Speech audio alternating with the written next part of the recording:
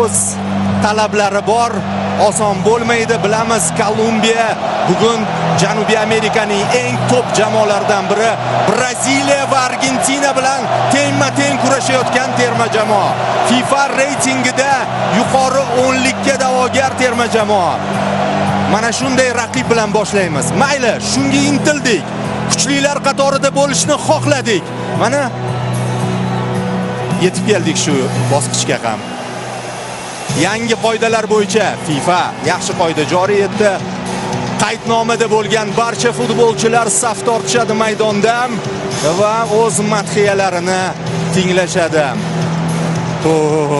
Va bu to'g'ri qaror, chunki futbolchilar his qilishadi.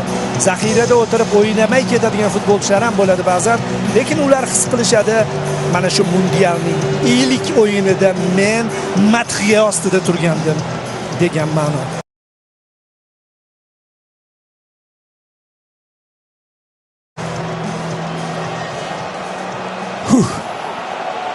Please rise if you are able for the national anthem of Uzbekistan.